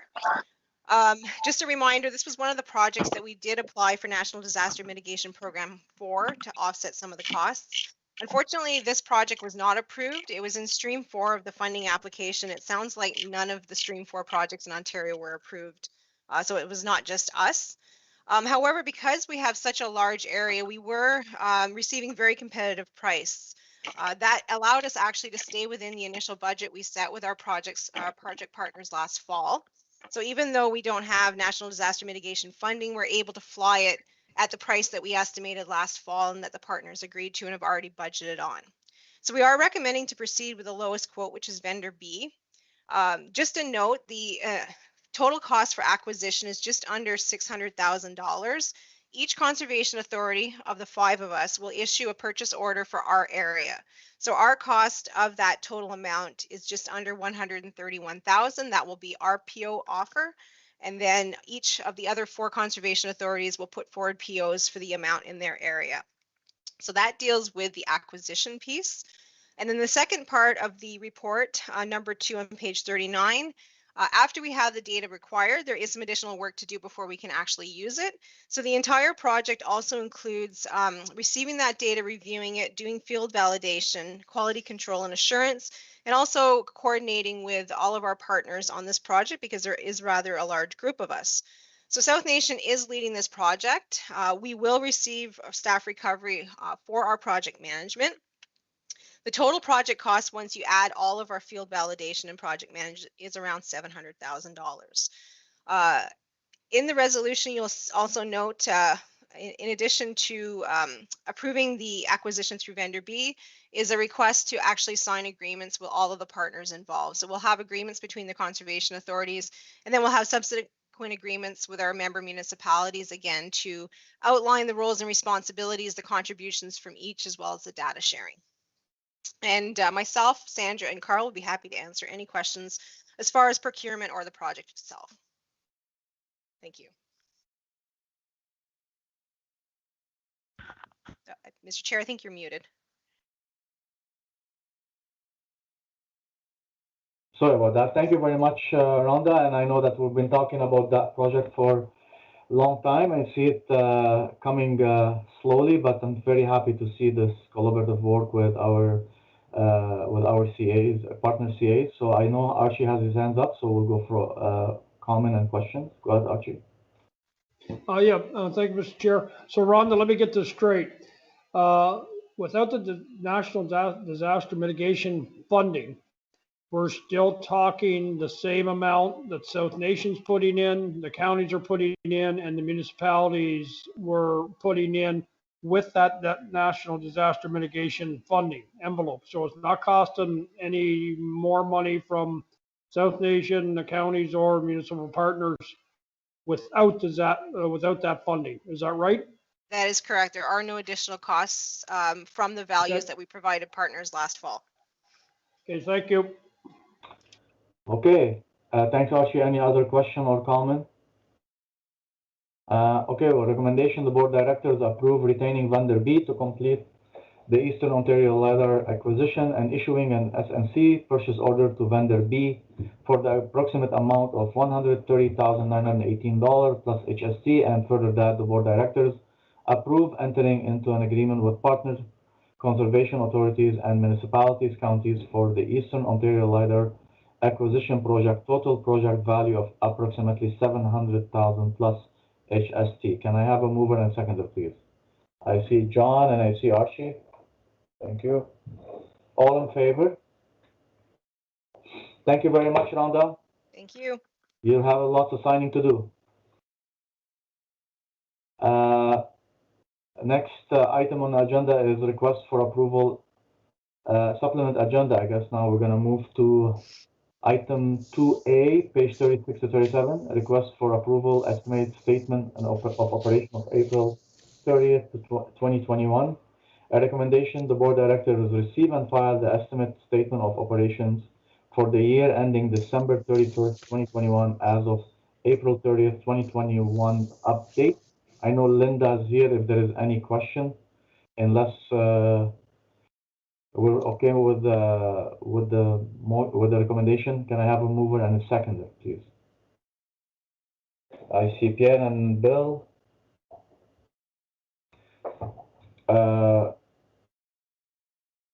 All in favor? Thank you, Linda. Motion carried. Thanks. We're still on the supplement agenda now. We did, I think. That's correct. The supplemental is complete, Mr. Chair. Thank you. Yeah, I see that because we did it earlier. So we move to correspondence. A, we have a letter to Minister of Environment, Conservation and Parks Conservation, Ontario's Governance, Accountability and Transparency Initiative.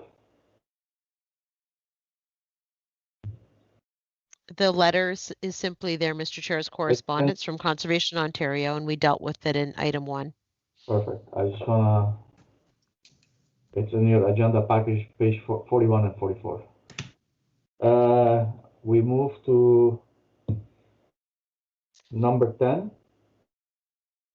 dates of upcoming meeting, or should we go right to should we leave this open? Are we gonna come back to open session, Angela, because we're going to in camera, I'm assuming? We can go through items 10 and 11 and then go into close. That's no problem. Perfect. Okay, so dates of upcoming meetings, third Thursday at 9 a.m. unless indicated otherwise. June 17, 2021. July, we're going to give you a break, so there is no meeting, and hopefully by the August meeting, we can have face-to-face meeting, and Angela will keep us updated on August 19, 2021. AMO virtual conference is August 15 to 18 on 2021. It's also virtual. And September 16 is 2021 is also our board meeting. So those are dates for your calendar. Number 11, we have any further motions of the board and or discussion of SNC's issue? Board members, you have a time now to say if you have any question or any comment or anything you want to for SNC issues. Seeing none, thank you very much, board. Then I think we can move to our item number 12, closed session. Archie, you're putting a motion or you have a question? Yes, Mr. Chair. Over the last, this spring, and I don't know, staff could maybe comment on this or look into this, I guess, or maybe come back with a report. With the amount of dead ash trees that are along, especially along our the South Nation and the South Branch of the Nation, not to mention municipal drains, which is our problem, about the possibility of looking at bringing in a contractor to clear them out.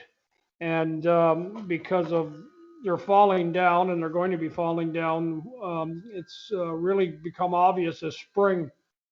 I've noticed that there's a lot of dead trees, and I know I brought this up one other time a few years ago. There wasn't seen to be much of an appetite at the time, but if we have a lot of ash trees going into our the nation and the South Nation, South Branch of the nation, to me it causes a backlog, causes flooding issues in the spring or ice jams and whatnot. I don't know if staff would like to comment or if they'd like to come back and comment about whether or not this is something maybe we should be looking at to try and remove some of these trees before they do become a problem. That's my opinion. Thank you, Archie. I think Angela, do you have a? Francois would like to speak, and then I can speak after Francois. Okay. Perfect. Thank you. Sorry, go ahead, Francois. Thank you, Chair. Okay, I was just thinking about the amendments to the Conservation Act. That could be an item that Conservation Authority goes into a special agreement, an MOU with the municipality in question that are bothered by that, and set up whatever that the municipality wants to pay to get those trees removed. Just a suggestion. Thanks. And Mr. Chair, I to comment too, I think that I think it's a great idea, and even I was out in our own parking lot along the municipal drain here, and there's a whole bunch behind the office. So let me give some thought to it. I think realistically, like a number of the programs we offer, whether it's septic or anything else, there's cost savings if we look at it at a bigger scale, and then talk to some of the people that brought it forward. Like, where do you see it as most important? First on the tributaries, you know, in your parks, where do you see the hierarchy of it going? And see if we can scope it that way, and then look at what we can get in terms of, you know, sort of a decent idea of what that kind of an effort that would take. It is definitely a huge problem. It's a huge problem, and it's it contributes. I agree. It contributes to additional blockages and all kinds of challenges with the water courses as well. So I think we should look at this and see if there's anything here that we can sort of put together for a better value for everybody. Thank you, Angela. I know Bill put his hands up, but I mean, this item came to Archie on future motion to the board and discussions of SNC issues. So maybe if you can, and we appreciate that you're going to take a note and then think about it and then come back to us. That would be great if you can give us an update. And that's probably acceptable by Archie. I'm sure he's not expecting an answer right now. So thank you very much. Bill, go ahead. Thanks, Mr. Chair. Can you hear me? Is my audio okay? We can hear you. Thank you. I support the direction that has been suggested, but a question I have is, are any of the municipalities setting up or doing any programs in this? I know I spoke with my municipality about it, and at this time there isn't a lot being done, but you're absolutely right. There are a heck of a lot of dead ash along highways and on municipal property. And I think that I was just wondering if any other municipalities have established a procedure that seems to be working for them.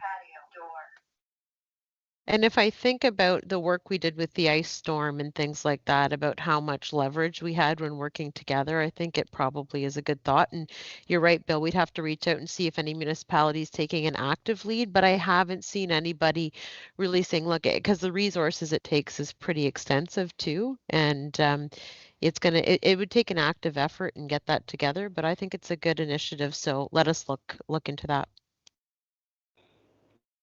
Good comment, Bill. Thank you very much. And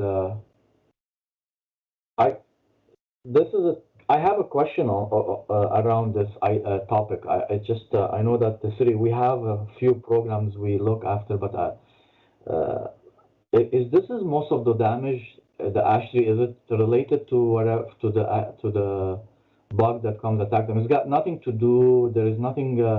No evidence that also it was triggered by the ice storm or by that tree around it, Angela? No, this is ash borer damage. Yeah. This is ash borer damage. I was just thinking on from a different outside the box to see if there is an opportunity for us to look at it from at a provincial level to see if there is any help or grant for us to be able to do those work. But anyway, it's just a thought. So thank you very much. Okay, board member, we have a recommendation. The board directors meeting move into closed session for the following reports: request for approval land donation, and a second request for approval SNC property matter. Before I have a mover and seconder, everyone received a link from Carl for the closed session, and if you have a problem, we're going to give you 10 minutes. Is that sufficient for us to be able to log in, log out? So 11:15 will be joined at the closed session. And so I will ask mover and a seconder on this one, please.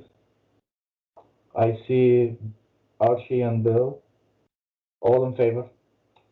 Okay, so we'll disconnect from this link and we'll join the other link and we'll see you at 11:15. Thank you.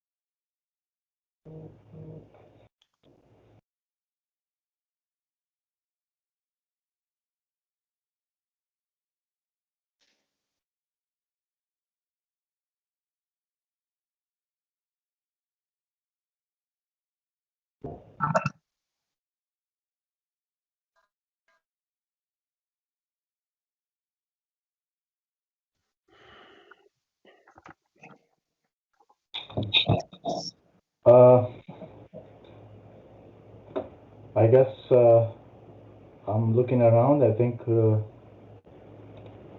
we have, I see Pierre, Mr. Hunter, Jerry, Bill, Archie, and Francois and Steve. I think we do have a quorum, don't we? I think I'm checking, Mr. Chair. Let's just have a look. Take your time.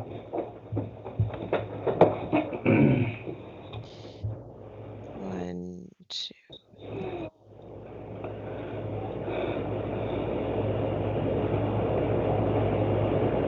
Could everyone mute? There we go. Thank you, Carl. And we have quorum, Mr. Chair. Thank you very much, Angela. And probably we need a recommendation, or do we have? Yeah. So first is a motion to move back into open session, please. Bill so moves. Thank you, Bill. Seconded by Pierre. All in favor? Okay, we're back in open session. Thank you very much, Angela, and thank you very much, board member, and thank you for our guests and the people that they're following us on our YouTube channel live. So we're back now, and we're gonna move to. I think we have a recommendation. Yes, Mr. Chair, if you'd like, I can read that. Yes, please go ahead, Angela.